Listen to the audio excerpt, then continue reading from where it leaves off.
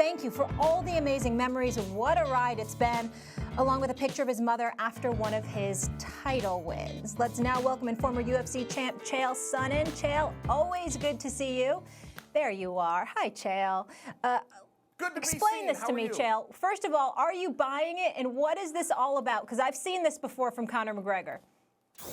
Yes, I mean, come on. For a guy who wants to fight Floyd Mayweather, he sure spends a lot of time copying Floyd Mayweather. I can't think of anybody that has done more arbitrary retirements. Not to mention, it was 6 a.m. where he was at. I don't know how much weight we should put anything put on social media at 6 in the morning. What do you think? I mean, Chael, when I look at it, he made $100 million for boxing Floyd Mayweather. And then, since then, what has he done? It's the old Marvin Hagler quote, the middleweight champ, great middleweight champ in the 80s. It's hard to get up and run in the morning, 5 in the morning when you're sleeping in silk pajamas, the old eye of the tiger, whether you have it or not.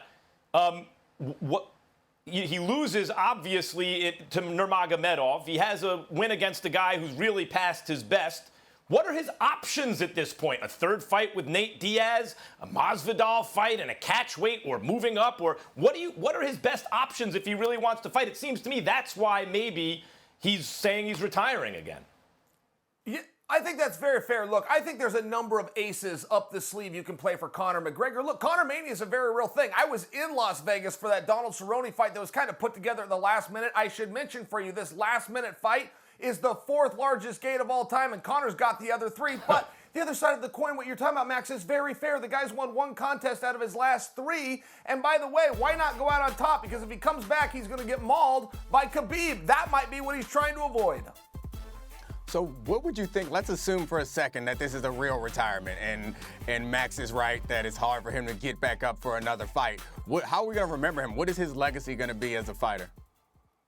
Oh, he was fun. He was fantastic. He was dynamic, and he also had multiple commodities. Most fighters only have one commodity, which is their performance. Conor brought something else to the table. He was interesting, and as simple as that word may sound, maybe even almost condescending, not a lot of athletes are interesting. Conor was a lot of fun. As far as his skills, I think he was ahead of his time. I think he was lightning fast. I think his fight with Floyd was very competitive. I wouldn't mind seeing him box again. But at the same time, look, his argument doesn't quite carry weight for me. He says, I'm retiring because Dana's not keeping me busy enough. Well, if you want to be busy, but your other option is to just never do it again, come on, guys, this doesn't make sense.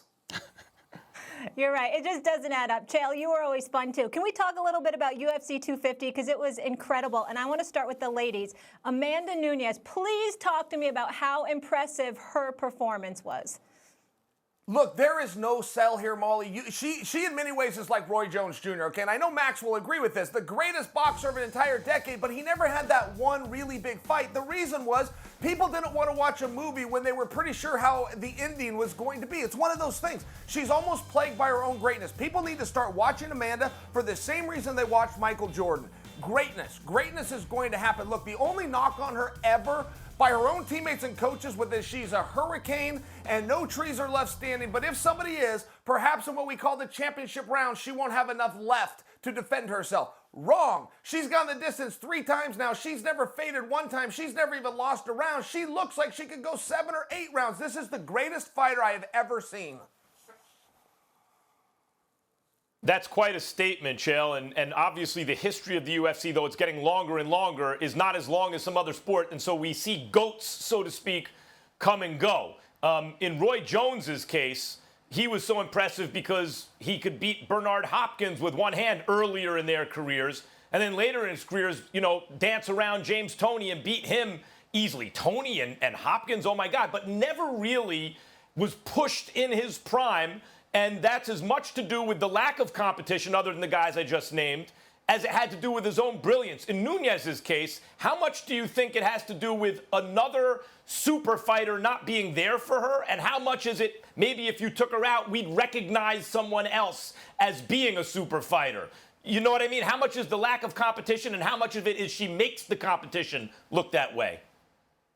And Max, I love what you just said because it actually parlays to our previous conversation about Conor. Listen, Conor's star power, is huge, but he also sucks all the air out of the room. If you remove Conor, you can build stars a lot faster. When you talk about Amanda, what more can she do? Not only is she giving everybody at 145 a chance to raise their hand and say, put me in, Dana, she then did it at 135. She has 2 different divisions and nobody's putting their hand up. I mean, look, what more can be asked of her?